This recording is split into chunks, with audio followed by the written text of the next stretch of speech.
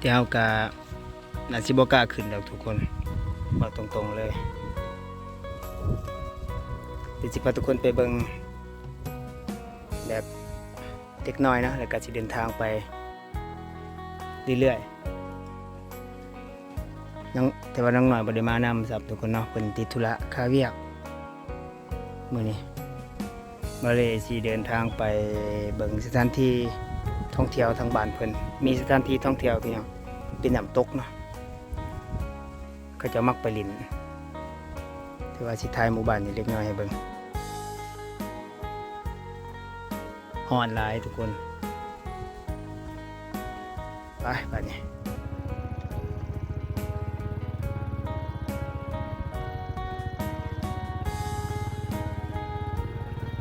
เอาสิผ่านไปซื่อๆเด้อทุกคนเอาสิไปเราอยู่นำไปเบิ่งน้ำตกแหล่งท่องเที่ยว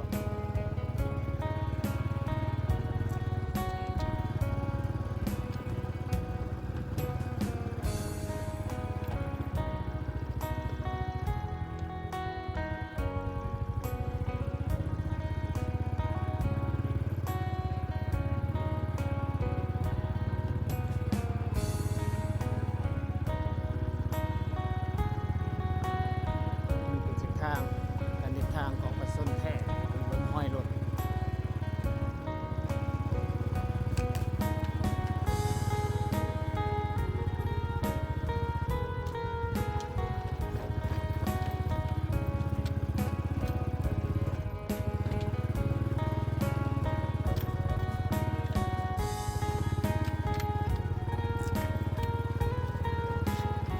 ยังเป็นหินหลายทุกคน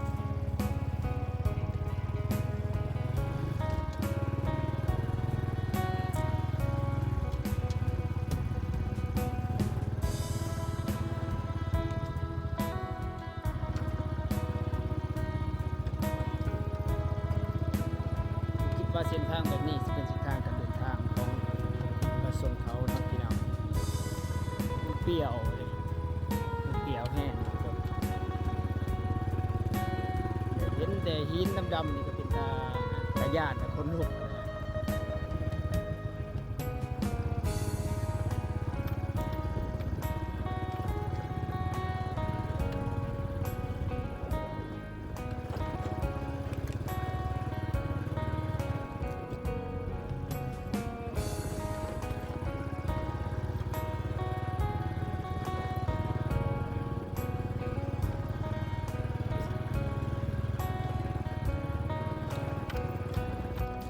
ผู้ว่าเศษหินจุดนี้มันเกิดมาจากไสบ่รู้นะคล้ายกับหินแบบภูไฟระเบิดหรือว่าอุกกาบาตเศษอุกกาบาตครับ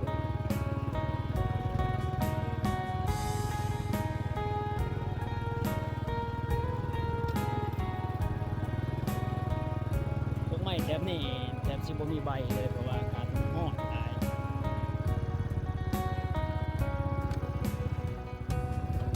ถ่ายคลิปแบบยาวๆเด้อทุกคน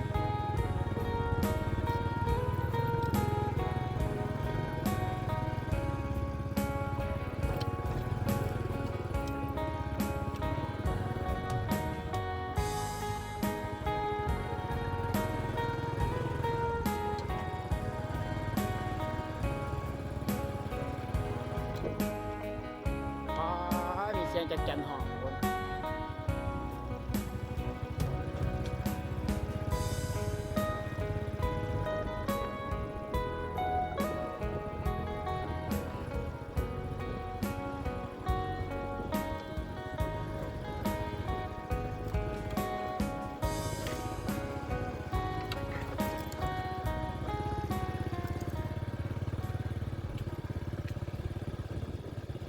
จากบ้านเขามาก็ใกล้เติบ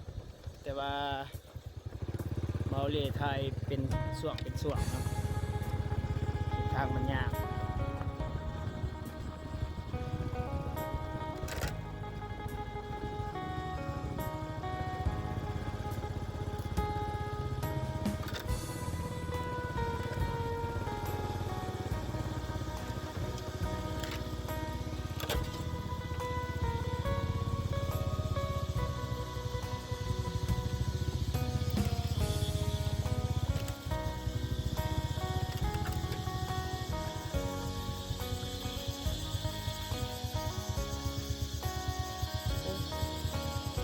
เสียงรบกวนก็ขอโทษขออภัยหลายเด้อพี่น้องเสียงยังอีเขาเลยสิได้ปิดเสียงไว้เนาะมาสวัสดีทุกคนเดี๋ยวพาทุกคน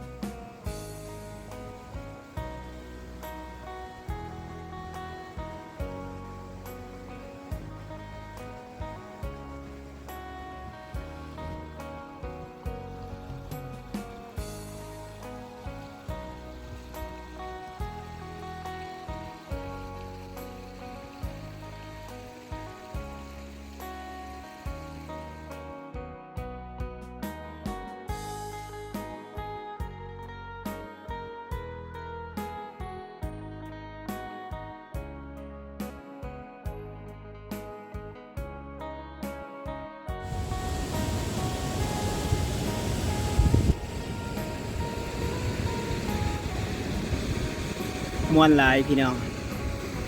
คักหลายเนาะสเก็ตเบื้องน้ำเป็นสีเขียวพี่น้องนาสีเหลืองเนาะนาสีเหลือง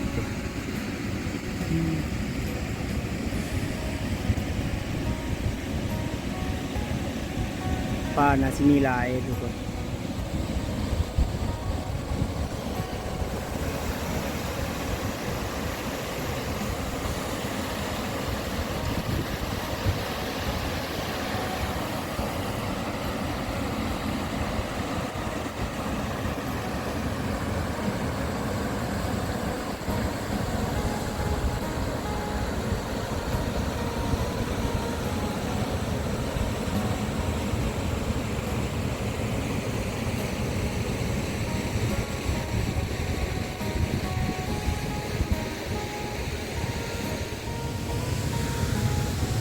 คักเนาะทุกคนคือว่าม่วนหลายเรียกว่าเป็นบรรยากาศธรรมชาติเนาะอันนี้เป็นแหล่งท่องเที่ยวเนาะทางบ้านน้องน้อยน้องแอนน้องพ้นน้องนี่น้องยุ้งกับน้องอ่อนเนาะทางจะประสักเราไต่ชนบทพี่น้องในการขอบคุณเอจีเด้อที่เข้ามาติดตามรับชมเบิ่งเบาเล่เนาะเราก็เดินทางมาใกล้หลายนอกจากเมืองคาแตงเนาะแขวงซีกองก็เดินทางมาทางเมืองชาสมบูรณ์แขวงจะประสักกระทายไปให้พี่น้องติดตามรับชมเบิ่งทุกคนเนาะหลายเขตหลายมองหลายบอลเนาะมาคนเดียวมันจะเป็นอะไรมันจะเปรี้ยวๆนะทุกคน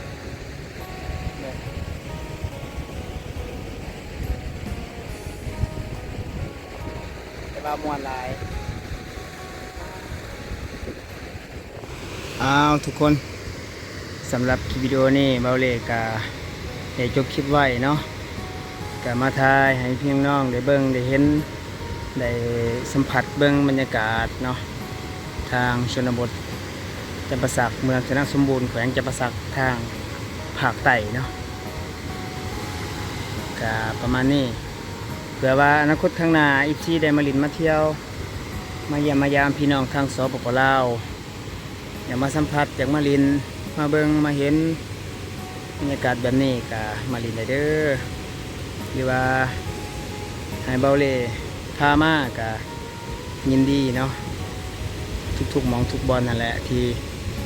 เคยทายให้พี่น้องได้เบิงขอบคุณเอฟซีทุกคนทางภายในและต่างประเทศที่ติดตามเบาเล่มาโดยตลอดเนาะเดี๋ยวจบคลิปไว้กับฝากให้กำลังใจผู้เก่าทุกคนเพื่อเป็นกำลังใจในการเดินทางถ่ายคลิปเรื่อยๆสิแหละกลับไปก่อนเข้าติดไปได้พี่น้องคันสิเว้าก็ตามงบประมาณเนาะแต่บ่มีงบเฮาก็บ่สามารถเดินทางไปหลายๆหม่องหลายบอลให้เบิ่งได้เนาะอันนี้ก็ขอบคุณ FC ที่ช่วยเหลือการเดินทางเบาเล่เนาะว่าสิเป็น FC ทางสหรัฐที่เพิ่นช่วยเหลือค่าน้ำมันเดินทางเนาะก็ขอบใจหลายๆเด้อแล้วก็ขอบใจ FC ทุกคนที่ติดตามให้กำลังใจโดยตลอดเนาะอันนี้เป็นสถานที่ท่องเที่ยวทางบ้านสาวน้อยเพิ่นน้องน้อยน้องออนน้องนี่น้องหยงน้องแอนกับน้องน้ำฝนเนาะสำหรับคลิปนี้เขาก็คำว่าสบายดี